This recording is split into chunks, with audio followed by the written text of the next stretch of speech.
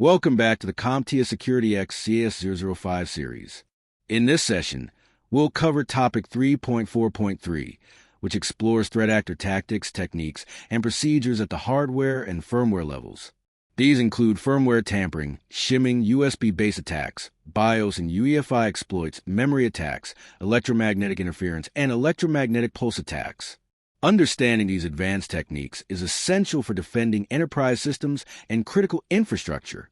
Let's start with firmware tampering. Firmware tampering occurs when attackers modify the software embedded in hardware components, such as routers, network cards, storage devices, or system BIOS. This allows them to gain deep, persistent access that survives operating system reinstallation. Because firmware operates below the OS, tampering often evades antivirus and endpoint detection systems. A real-world example is the LoJack's UEFI rootkit, which implanted malicious code in firmware to maintain persistence on Windows systems. Attackers also target router firmware to intercept or reroute traffic without detection. Next, shimming. Shimming involves inserting a thin layer of code or even a hardware device between legitimate components to intercept or alter communication. In the physical world, card skimming shims are placed inside ATMs or point-of-sale terminals to steal card data. In software, shimming is used to alter behavior of legitimate drivers or applications.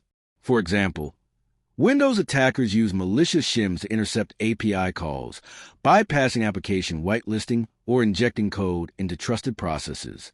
Now, USB-based attacks.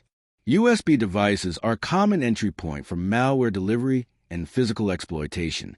Threat actors may use malicious USB drives that install malware when connected to a system or employ BadUSB attacks, where device firmware is reprogrammed to act as a keyboard or network adapter. This allows attackers to execute scripts or gain remote access.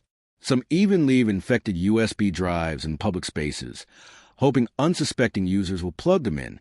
Stuxnet, one of the most famous cyber weapons, initially spread through infected USB drives. Similarly, penetration testers often use tools like the rubber ducky, which emulate a keyboard to run malicious commands quickly.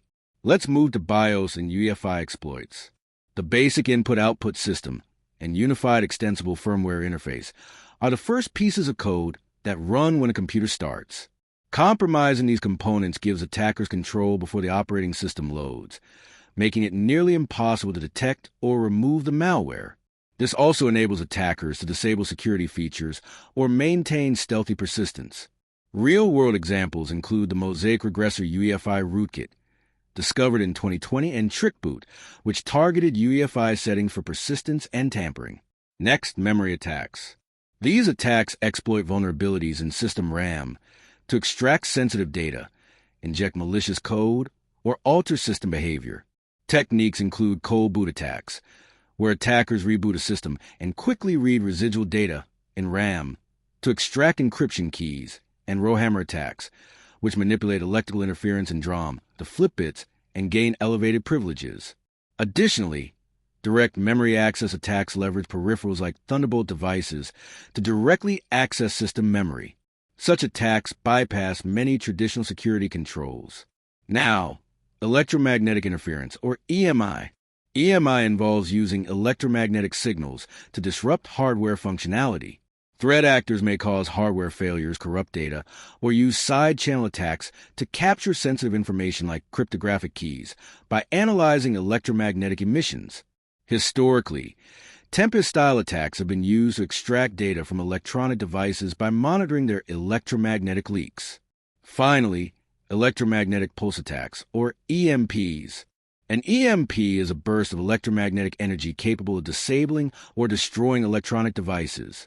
These attacks are typically used by state-level actors or in military operations to disrupt communications, disable critical infrastructure, or render systems inoperable. While EMPs are less common in cybercrime, they remain a real threat to national security and high-value targets. In summary, these techniques, firmware tampering, shimming, USB-based attacks, BIOS and UEFI exploits, memory attacks, EMI, and EMP, represent some of the most advanced tactics used by threat actors. They target low-level components, evade traditional defenses, and can cause long-lasting damage. By understanding these tactics, Cybersecurity professionals can implement better defenses, such as firmware integrity monitoring, hardware security modules, strict USB policies, and shielding critical systems from electromagnetic threats. That concludes this session.